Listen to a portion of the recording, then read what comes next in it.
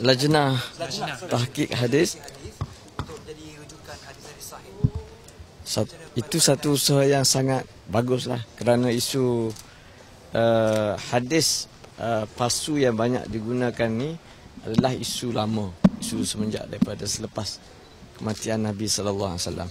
Dan oleh kerana Quran dan hadis ni adalah rujukan utama Islam, maka Islam itu hendaklah bersih, dan dia tak boleh bersih kalau kita merujuk kepada hadis-hadis yang salah. So bagi saya usaha kerajaan itulah usaha yang kita alu-alukan, dan kita harap supaya negara kita ini penyebaran Islam itu berlaku, maklumatnya adalah maklumat yang benar. Terima kasih. Tapi ada desaan supaya bersih usaha disiasat sebab didakwa terima dana daripada Soros. So apa pandangan PAS? Dan itu dana politik. Kami Parti PAS mengalu-alukan usaha kerajaan untuk bentangkan akta mengenai dana.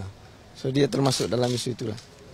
Dan macam mana? Dana Soros tu masuk ada pihak yang didakwa ambil dana Soros. Siasatan tu perlu dibuat.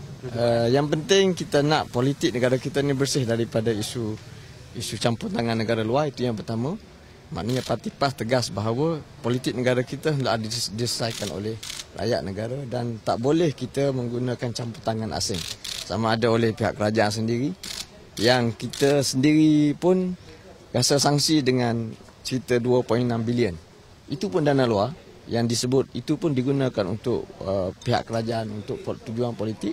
So sebagaimana pihak kerajaan kita harap pihak kerajaan lebih telus, begitu juga dana-dana oleh parti-parti pembangkang. Sama aja. Ya, terima kasih.